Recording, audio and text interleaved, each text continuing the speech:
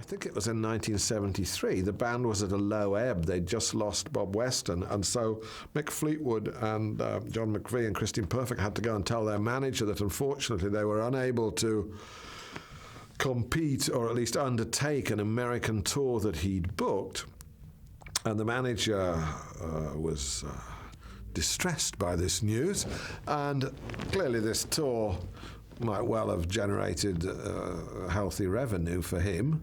And so instead of sort of cancelling the dates, he decided to recruit a bogus Fleetwood Mac of second division blues players from England, who I think some of whom have played in a group called Elmer Gantry. Anyway, so out they went. They called themselves Fleetwood Mac, and they did Fleetwood Mac cover versions on about half a dozen gigs in America before the fans and the real Fleetwood Mac rumbled what was going on. And it was a scandal, really, at the time. The remaining few, which was Christine, John McVie, and Mick, wasn't it, really? It was do or die, and I think they consolidated what they had, and then they decided to go to America. Big decision, because they could have disappeared between the gaps, couldn't they, so easily. But fortunately, as we know, it turned out to be a lot bigger than anyone imagined. I remember Mick Fleetwood actually saying to me, well, we'd been sitting in sort of the Hyatt House, you know, for years, every so often in LA, you know, eating our steaks and mushrooms, and suddenly we decided that we actually ought to try living there because we were there so much, and it seemed to be more economical.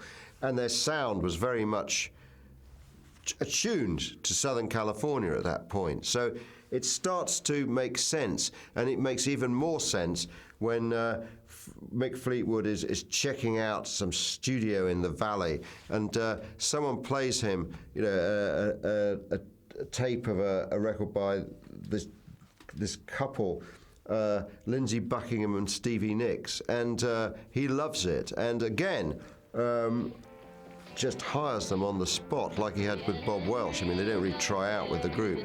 And of course, this is, you know, the beginning of their most successful period, and it's that kind of Anglo-American fusion, I think, that was also involved in that, what became huge commercial success.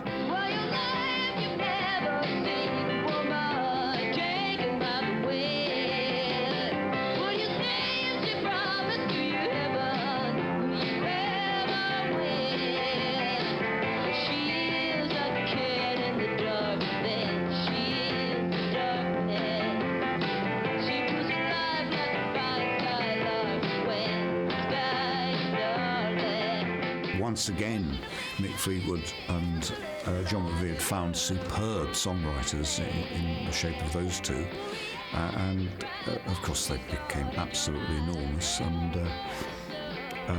they did a couple of things before they did the what's commonly known as the White Album. And once again, I'm conscious of repeating myself a bit, but really, once again, the White Album did very well because it was just so good.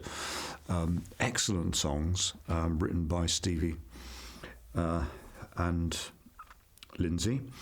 And so that did well, extremely well in the States, really. That was their first really big selling album in the States. It really sold bucket loads. The album that they put together, called just Fleetwood Mac. Some people call it a white album because it's got a basically white sleeve with a very tall picture of Mick Fleetwood and a very short, chopped off at the knees, John McVie.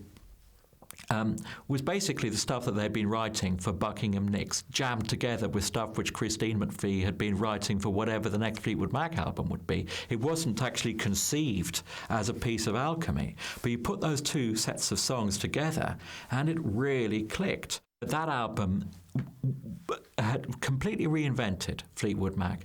It introduced them to a whole new audience, people who'd never really heard of them before. As far as the 5 million people were concerned who bought that album in the USA, 4,750,000 of them had never bought a Fleetwood Mac record before, had no idea who they were. It was like a fantastic debut record.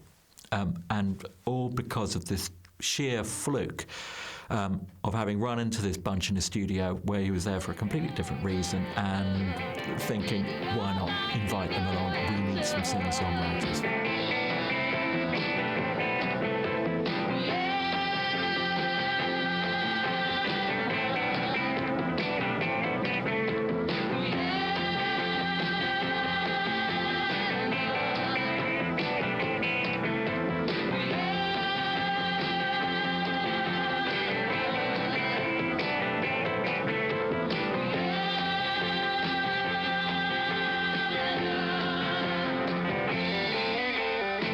Fleetwood Mac album, and in fact, it's interesting that they called it that because it's like a restatement of what they're doing, because the first album was also called Fleetwood Mac, but everyone's forgotten about that by then.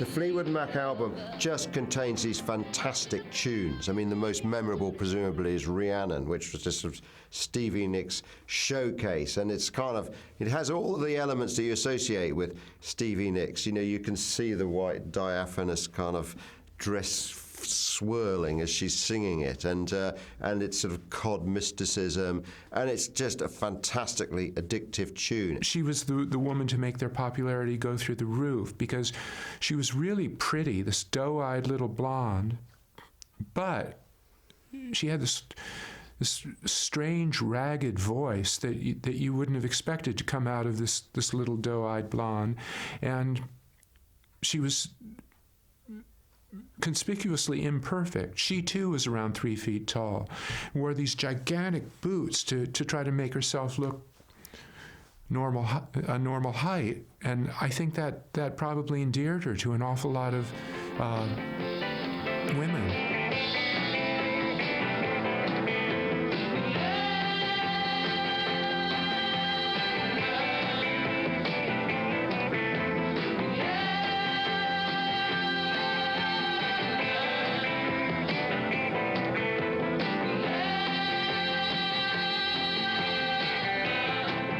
The biggest hit from the White Album was Rhiannon, which was Stevie Nicks' take on some Welsh witch, I believe.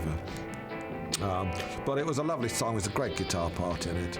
And of course it gave her a real chance to show off on stage, because during that winding guitar part, or slightly mysterious solo that Buckingham plays, she just twizzled around and danced like some sort of ballerina on stage, which hadn't really been seen before, I don't think. Rhiannon had the real strengths of, it had her peculiar sort of beseeching voice. The voice had a real personality. This is something which Buckingham Nicks brought into the band, a real strong songwriting personality, which again brought out the personality of Christine Perfect, or as she had been, Christine McVie then, is that she started writing even stronger songs because there was a little bit of competition. There's something to bounce off. There was these guys, Buckingham Nicks, were really good harmony singers. If you've got good harmony singers in a band, that means you can actually enrich the harmonies of your own songs. They'd got the perfect sound by now.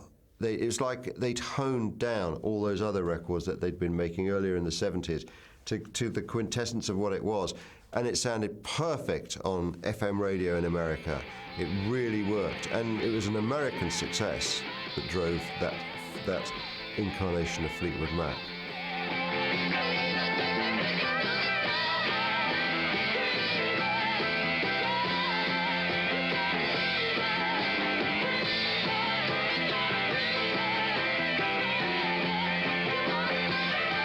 The band, though they didn't know it upon the release of Fleetwood Mac, the White Album, were about to go into a kind of a personal meltdown. All the core people had survived thus far. You know, all the lunacy came from the people who came and in the end went. But with the growing success of the White Album, which they toured and toured and toured, they put more and more pressure on themselves because they weren't getting a break from themselves at all. Is that they were on the road all the time, the sales were climbing, they thought, finally, this is it, we've cracked it.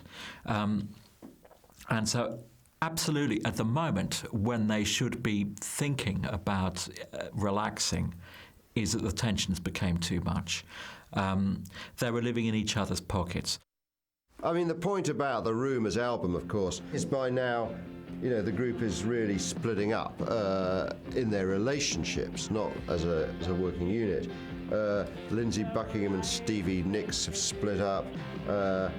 John McVie and Christine McVie are splitting up. Mick Fleetwood is splitting up yet again with his wife. So songs like, you know, Lindsey Buckingham's "Go Your Own Way" is absolutely, you know, it's a heartfelt tune. So you can, and it really rings out, and it's also a great rock and roll song. Go your own way.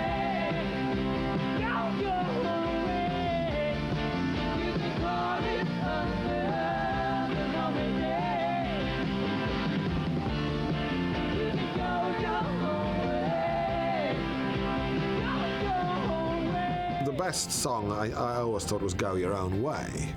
Now, you're not quite sure whether this is Lindsey Buckingham telling Stevie Nicks to go her own way. It may well have been, because he'd realised then that their relationship was on the skids. It's about what was happening with the band, is that they're saying goodbye to each other in terms of the romantic, the marital relationships. They're giving each other permission to move on. But God, it hurt doing so. Hence the song Go Your Own Way. It's a song which anybody who's been around the block romantically a couple of times can identify with straight away. This is the very essence of adult-oriented rock. It ain't about teen love anymore, because teens aren't like that. When you break up with somebody when you're 16, you don't really say go your own way. You're not feeling like that. But when you're 25 or 30, that's what you are feeling. And those were the people with lots of money to spend on albums, and they were the millions who bought Rumours.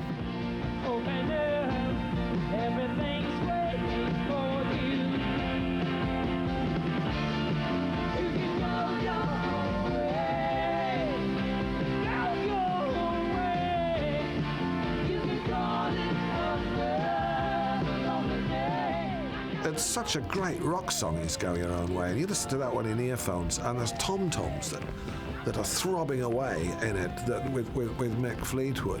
And it's one of those rock songs, it's got one of those lovely one-note guitar solos, he's playing like one or two notes, so he just gets louder and louder and louder, but it's very simple to play.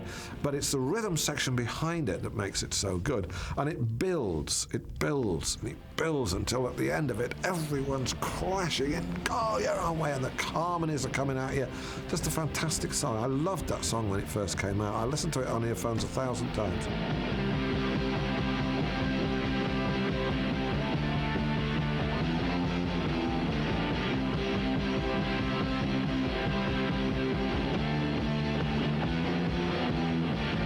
I think that's one of my favourite tracks. That's a lovely track. But I mean, Rumours just doesn't have a weak track on it. I mean, you can almost play it if you like a single. The whole thing is good. The hits, and there were about 5 hits off that album. The hits are spread about among all the songwriters. But Lindsey Buckingham really begins to come to his fore on this record, and you see what a strong songwriter he is and what a strong guitarist and musician. The standard of songs on Rumours is fantastically high. Part of that is a product because you had 1, 2, 3 really fast first-class songwriters, each at the top of their game at the time. They had gelled. They'd been on the road an awful lot. They knew how to write for each other, to write parts for each other, to get a kind of, if you like, a group sound. For the first time in years, the Fleetwood Mac actually sounded like a group, focused and coherent, yet with enough kind of variety of approach too, so that it didn't just sound, a bit narrow. By the time they're making Rumours, and there's all the infighting and soap opera going on in their emotional lives, they're following up this hugely successful album, so they're not going to split up. They're older than many people in groups. They realise that they've got to complete this. So, and I think all that, the tension that was obviously created by that, comes out in the songs, and that's why it's one of the reasons it's such a successful record.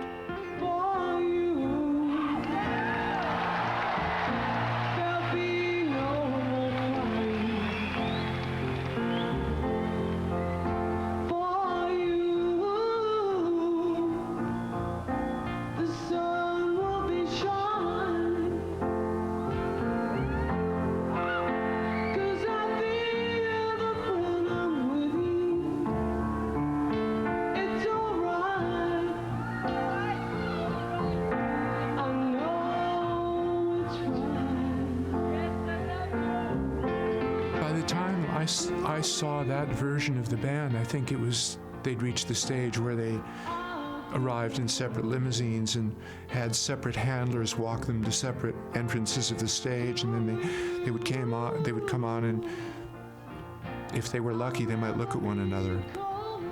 Intense animosity, because even more than most bands who come to detest one another, many of them had been married to many others. So, I mean, that just ups the ante. And the songbirds are singing like they know the score. And I love you, I love you, I love you like never before. As a group, really, Fleetwood Mac are kind of a soap opera at this point. I mean, the intersquabbling is fascinating to the world. Everyone's aware of what's going on in the private lives of these people. But the English members seem a little bit bemused by the whole thing, as a matter of fact, and they're tucked away, living in LA, living a very comfortable lifestyle, but not that they get to enjoy it that much, because they're on the road all the time. They work really, really hard, and it's very hard for them to follow up Rumours. Tusk, the follow-up album, a double album, takes a couple of years to make. Rumours was so big, it had turned them into an institution. Whatever Fleetwood Mac did then, like Pink Floyd or Led Zeppelin or Paul McCartney or the Rolling Stones or whatever, they were right at the top of the pantheon. Is that they would always sell records thereafter in their millions, because the fan base was then so huge and their quality control on the whole was just about good enough that they would never make a complete turkey. And indeed, in the 30 years since Rumours, that's been the case.